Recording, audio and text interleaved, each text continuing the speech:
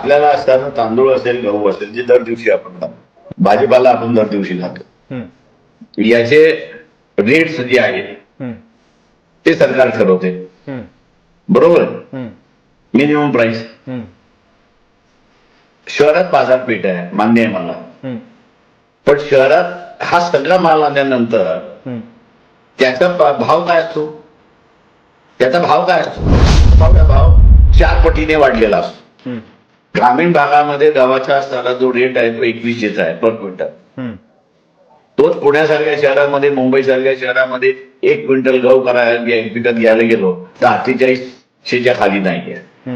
प्रश्न असा आहे की हा जो शेतकरी आहे तोही माझ्यासारखा उघड्या डोळ्याने बघतोय की मुंबई सारखं, पुण्यासारखं, नाशिक सारखं इतर शहरं जी आहेत तिथे ग्राहक जो आहे त्याला 48ला क्विंटल गहू मिळाला तरी तो आनंदात घेतोय, तो काही कुरकुर करत नाही. ही तफावत जी आहे ही तफावत शेतकऱ्याच्याही लक्षात येते. पण मी मगाशी जसं म्हटलंय की हा शेतकरी मराठा आहे, सत्ताधारी सुद्धा मराठा आहे, तेव्हा जातीसाठी तो माती खायला तयार असतो. तो माती खातो, पण तो त्या स्वतःच्या सत्ताधाऱ्याला म्हणत नाही अरे बाबा हे तुम्हाला 2100चा देतोय, हा 2100चा 48ला विकला जातोय, याच्यामध्ये तुम्हाला असणारा 2800ला का देत नाही. हा प्रश्न मला विचार. त्याला क्विंटल पाठीमागे 800 रुपये जास्ती मिळाले तर त्याच्या उत्पादनातून त्याला असताना तेवढे मिळतात, तोही आनंदात जगू शकतो.